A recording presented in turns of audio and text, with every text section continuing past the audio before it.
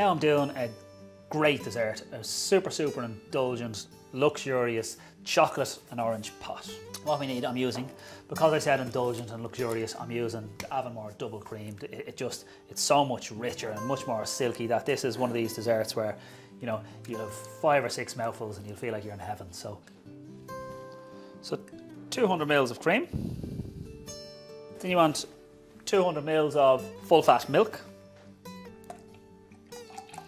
Pour all these into a pot. In there then we want to add 25 grams of sugar. Caster sugar or ordinary granulated sugar, doesn't really matter. I have 50 mils of fresh orange juice, freshly squeezed orange juice. Here I have some Cointreau, which is the orange liqueur. You can use Cointreau, you can use Grand Marnier, you can either of the two. It's just an orange liqueur, it just gives again that little bit of extra bump to it, okay? So add in 25 mils, just under a shot. That's all it takes. And then in there I want to add the juice of 2 more oranges and the zest of 2 oranges as well.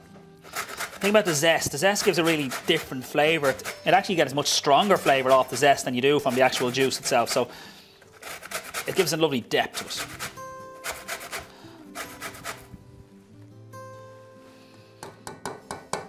So now, once your zest is in, all you have to do is get the juice of your 2 oranges and squeeze your juice in. So I'm just putting a sieve directly over the pot. Keep it cleaning to a minimum.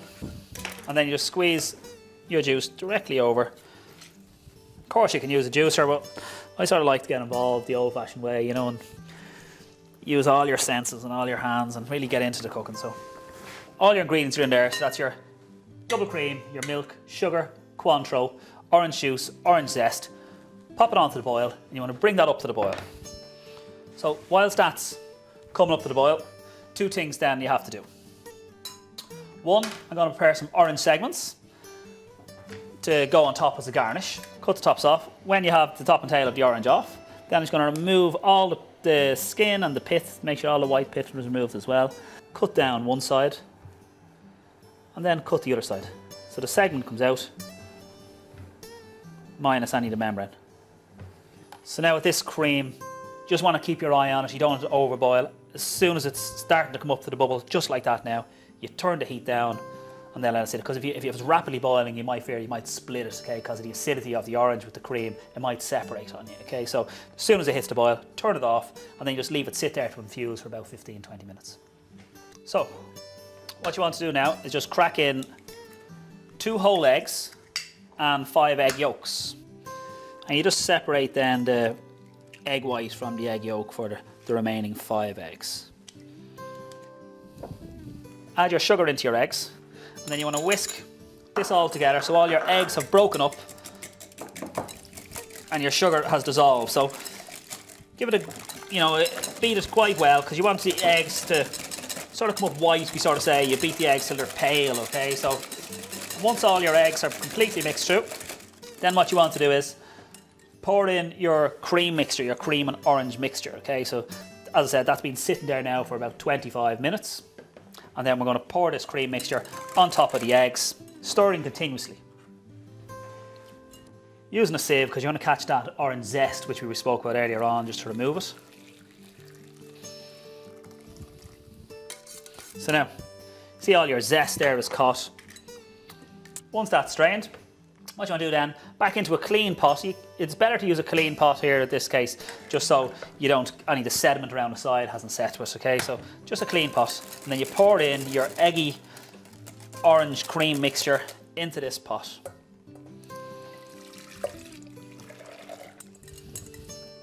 And then from here then, we're cooking this now like as if we're cooking a custard.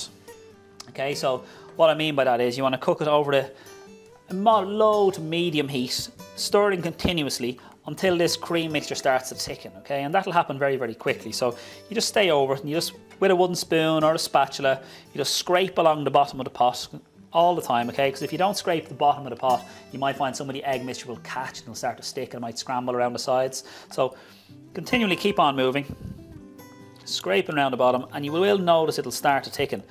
What we sort of say is it coats the back of a spoon. So when you pick it up, you know, you run your finger across it and it'll streak when it's undercooked, but when it's cooked, it'll go quite thick that when you run your finger across the spoon, it'll hold its shape. And now that it's ready, it's nice and thick, it's starting to cook, you want to pour this cream mixture directly on top of your chocolate, nice and fast.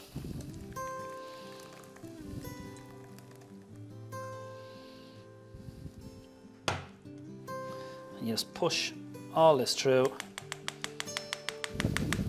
It's always good to strain, just in case any of the egg has scrambled.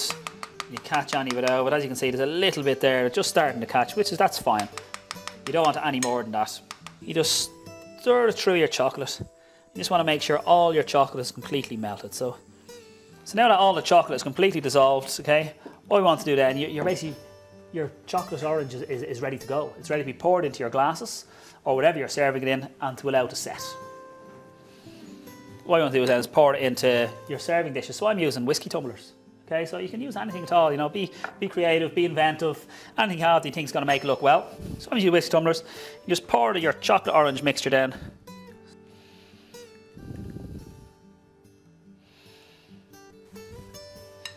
So once they're in your serving dishes or glasses, all you have to do now is just pop them in the fridge. You can just leave them in the fridge to let them set. So, you know, it'll take maybe 3 to 4 hours. But again, as I said, you can do them the day before, if not even 2 days before. Just pop them in the fridge and leave them to set. So now that your chocolate and orange pot is set, what I want to do now is decorate it. Okay, so what I'm going to add, I have the lovely orange segments that I done earlier on. We have some fresh raspberries, a little bit of mint, some fresh mint, and then I'm going to finish it off with some Avonmore freshly whipped cream. So now with the fresh mint, what I want to do is just take the big leaves off the mint, and I'm going to chop the leaves up, the outside leaves up, and I'm going to use them just to dress the actual orange segments. Okay, so quite simply, just finely slice your mint leaves into little strips. So once that's done, you get your orange segments, you pop your mint in and just mix it all around. So it's like a little orange and mint salad. With these then, you place your orange and mint segments on top of your chocolate pot. Okay. In there then, I'm going to get some fresh raspberries, and again, don't overdo it, just pop a couple of raspberries in on top. Gives a lovely bit of colour and then a different flavour, a different type of sweetness that will come out of the raspberry. Okay, so just 4 or 5 raspberries a portion I think is fine. And then to finish that off, I'm going to use this lovely Avonmore freshly whipped cream, and then what I'm going to do is do a little tiny little quenelle, it's called, on the top of it. So very, very easy thing to do. All you need is a teaspoon, some hot water, okay, you just dip your teaspoon or a dessert spoon, whatever the case may be. So once your spoon is hot, in it goes, get your cream, spoon in and just roll it towards you. And you get a lovely little quenelle of that delicious Avonmore cream. You just drop it straight onto the top, like so. And there you have a very, very simple but incredibly indulgent dessert with a chocolate orange pot, orange and little mint salad, and fresh raspberries, and topped with Avonmore freshly whipped cream.